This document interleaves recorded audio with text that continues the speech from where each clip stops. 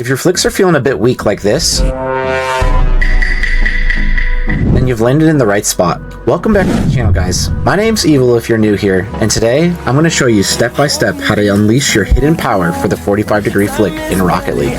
When I'm done teaching you these things, instead of people feeling no threat when you start a dribble, they're going to start saying out loud, "Dang, he's about to moxie on me." The 45-degree flick is one of the most powerful and useful flicks in Rocket League that can take your game to the next level.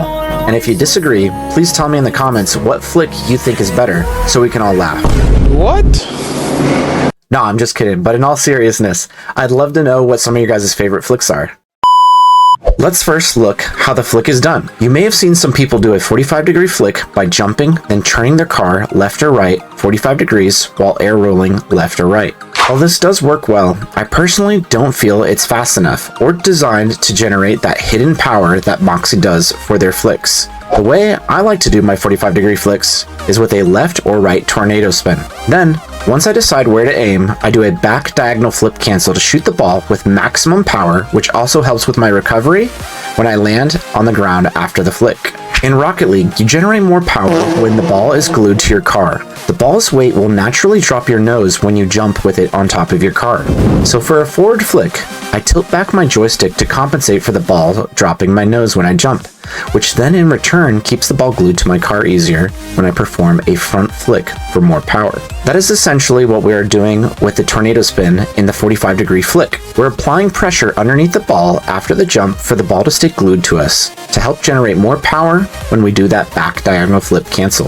I think it's essential for the first step in learning this flick to get the muscle memory down without the ball, then adding the ball later because the ball's weight will change what your tornado spin looks like with the ball on top of your car.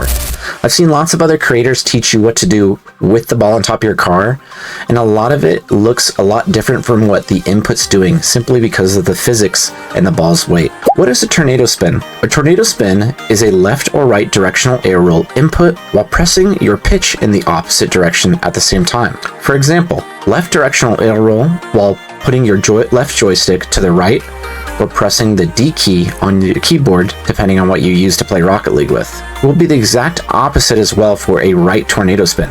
For a few minutes, let's jump doing tornado spins in the direction that is most comfortable for you while trying to land back on the ground.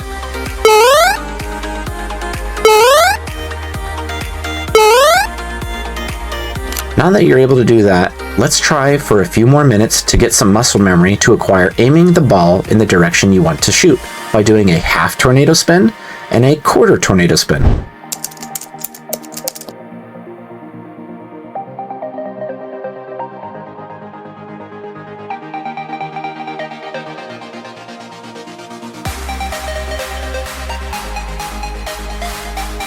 Once you feel you can do these spins with the intention of a half tornado spin or a quarter tornado spin every time, let's start trying to do it with the ball on top of your car.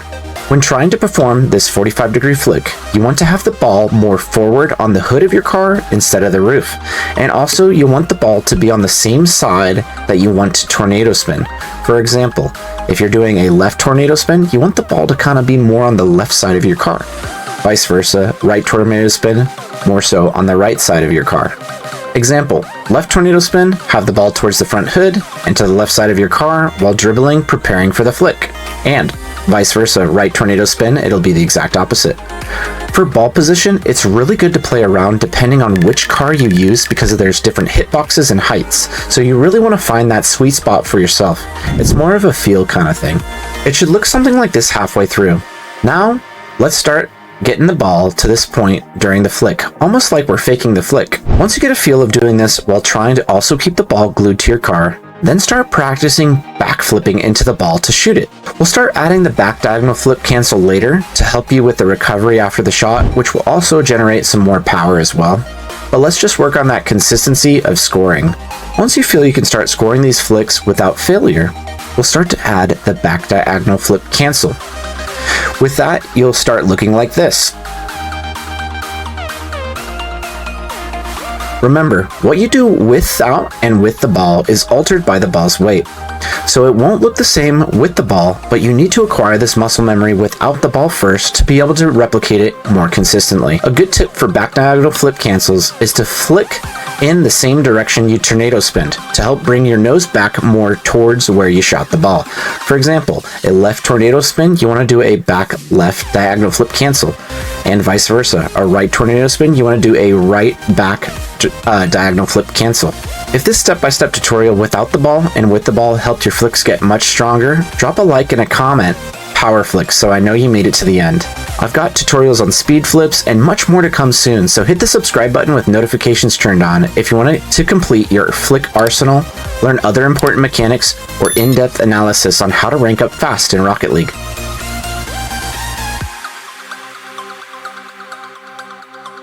Anyways, I appreciate you guys watching, and I look forward to seeing you guys in the next one. Peace out.